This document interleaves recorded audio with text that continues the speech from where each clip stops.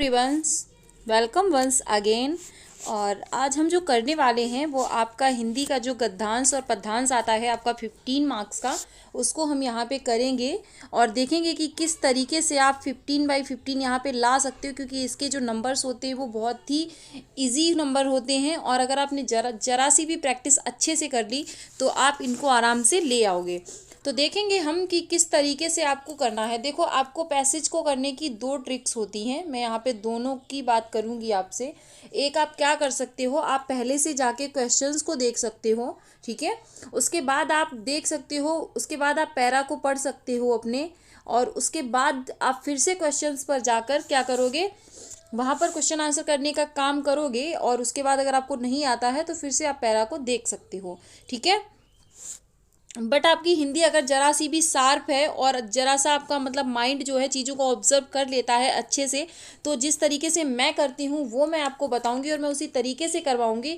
आप मुझे comment section में लिख के ज़रूर बताइएगा कि आपको कौन सा तरीका अच्छा लगता है और आप किस तरीके से बेहतर करते हो। अभी तक आपको ये नहीं पता है कि आपके लिए क्या बेस्ट है, तो दोनों तरीके से करके देखिएगा और जो भी जिससे भी आपके नंबर अच्छे आते हैं, जिससे भी आपका जल्दी हो जाता है, उसको आप यूज कर सकते हो। ओके, तो मैं क्या करती हूँ, मैं पहले पैसेज को पढ़ती हूँ। बहुत अच्छा कर सकते हो आप कि आप वहाँ पे क्वेश्चंस को देख के, और बहुत सारे आंसर्स ऐसे होते हैं जो आप बिना देखे पैसेज को कर भी सकते हो, क्योंकि कई बार क्या होता है कि उसमें ग्रामर भी पूछ ली जाती है वहाँ पे, और जो आपको मतलब और वहाँ पे ऑप्शन देख के आप समझ जाओगे क्योंकि पैराग्राफ में किसकी बात की गई थी यहाँ पे।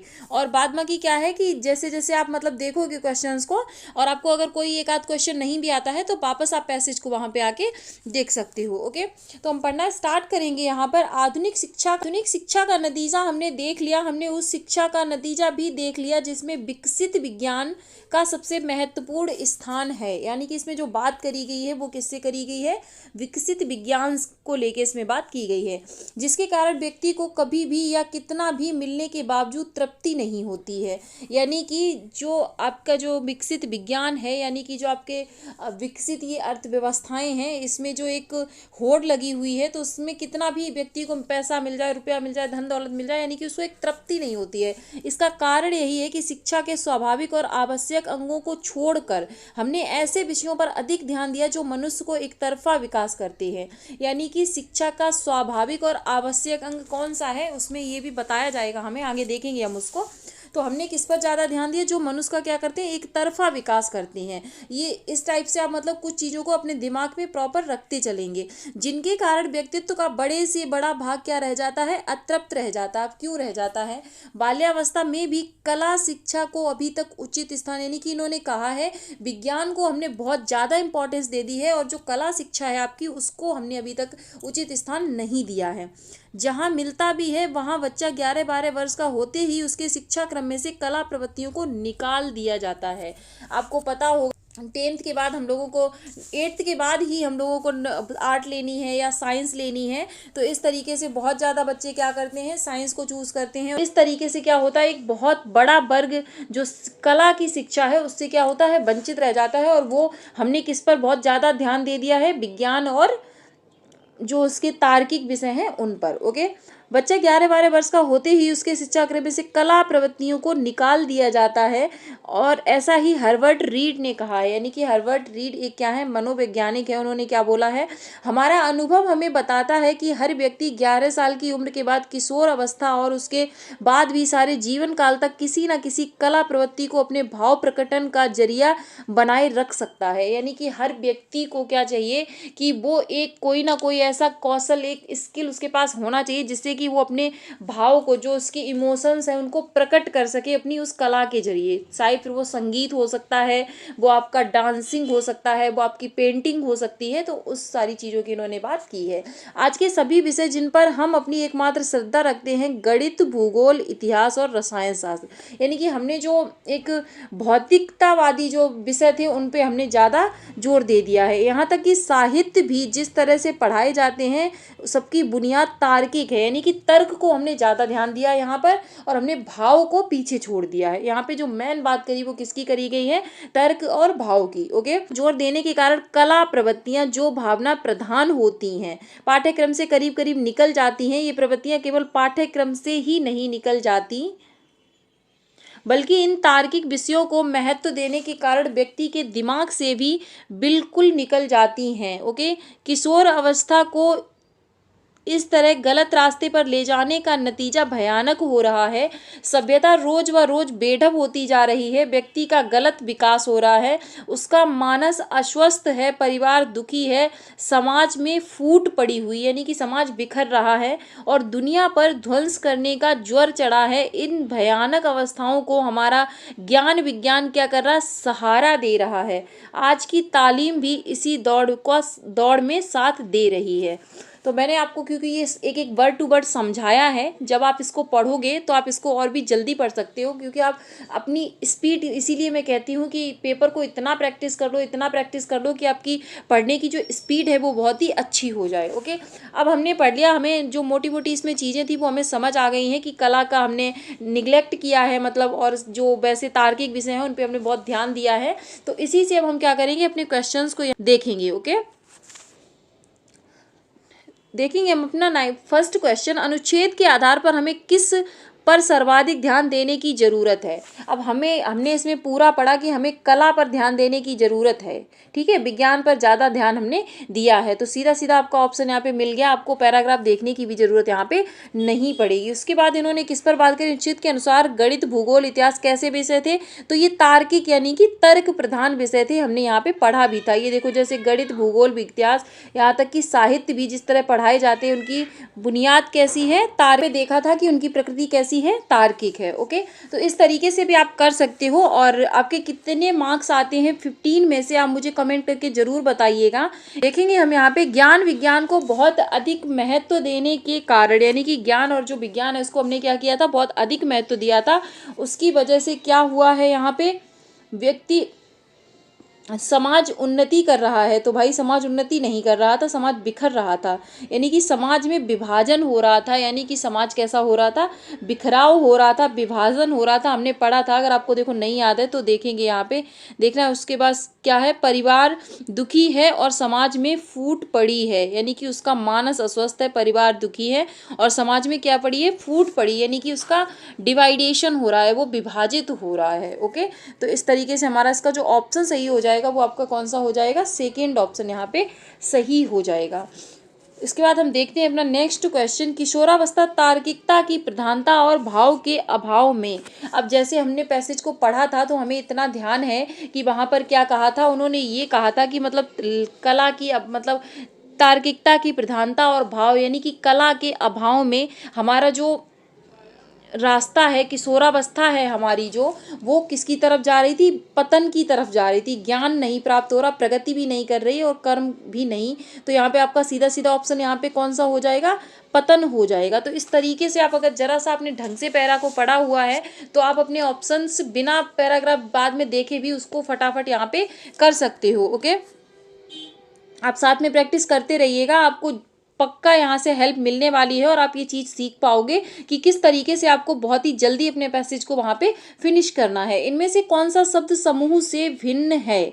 अब यहाँ पे आपने क्या देखा है, यहाँ पे क्या है कि इनमें से कौन सा शब्द समूह से, अब इसमें आपके पैसेज का कोई रोल नहीं है, ये आपको एक ग्रामेटिकली जो एरर है वो दी गई है। यहाँ पे देखेंगे हम इसको, तो इसमें क्या है, तार्किक, स्वाभाविक, साहित्यिक और अभिव्यक्ति, यानी कि आपको उसको पढ़ने से कुछ लग रहा है जैसे कि तार्किक, लास्ट में क्या निकल रहा, इक, स्वाभाविक, इक, लास्ट में क्या निकल रहा, इक, साहित्यिक, लास्ट में क्या निकल रहा, इक। तो इन तीनों में है जो आपका इक प्रत्यय जोड़ा गया है। इक प्रत्यय, प्रत्यय क्या होता है, प्रत्यय होता है जो किसी शब्द के बाद में लगकर उसके अर्थ को बदल देता है, और उसके अपोजिट होता है आपका क्या होता है, उपसर्ग। उपसर्ग क्या होता है, ये किसी वर्ड के पहले लगकर उसके अर्थ में क्या करता है, परिवर्तन कर देता है। तो यहाँ पे ये तीनों आपके सेम है क्योंकि सब में एक प्रत्यय लगा है, लेकिन इसमें आपका अभी उपसर्ग लगा हुआ है, तो इसलिए आपका जो ऑप्शन 4 है इसमें गलत हो जाएगा। इसमें आपको ग्रामेटिकली पता होना चाहिए था, इसमें पैसेज से कुछ भी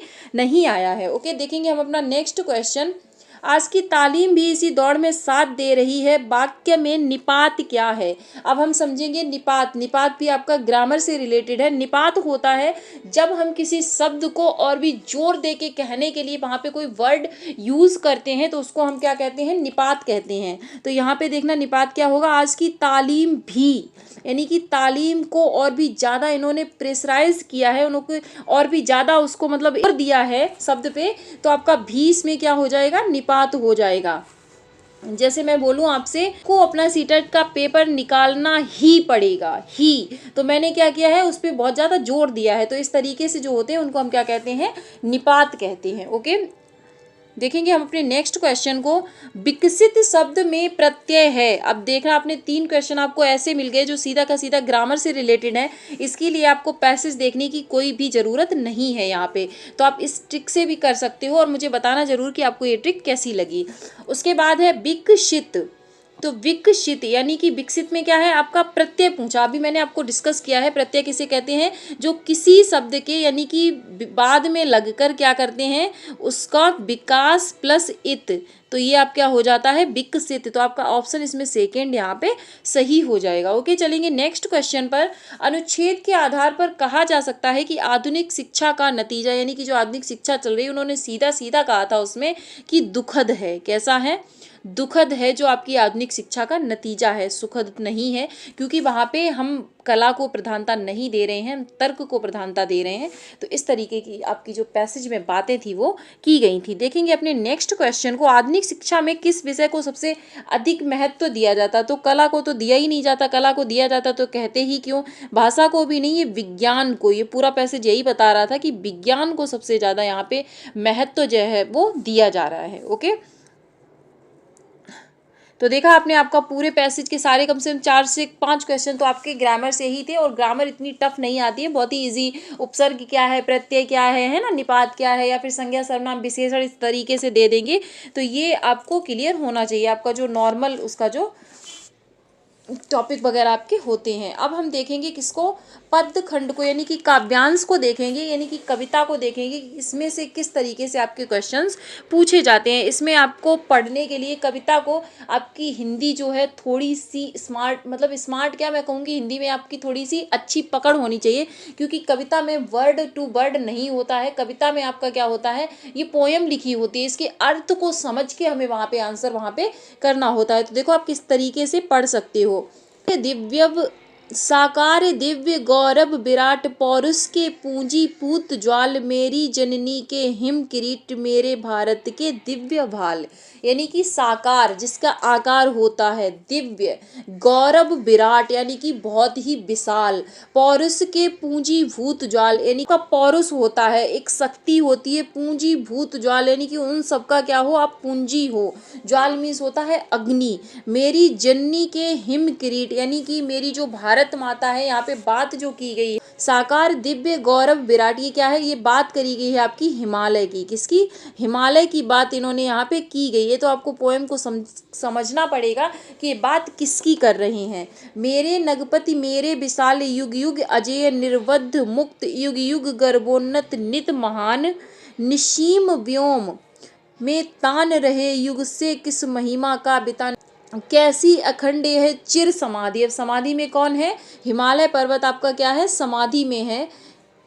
यतिवर कैसा यह अमर ध्यान, यानी कि आप ये कैसी समाधि ली है अपने, ये कैसा ध्यान है। तू महाशून्य में खोज रहा किस जटिल समस्या का निधान, उलझन का कैसा विषम जाल, मेरे नगपति मेरे विशाल। तो यहाँ पे जो अब बात करी गई है वो कवि ने किसके की है?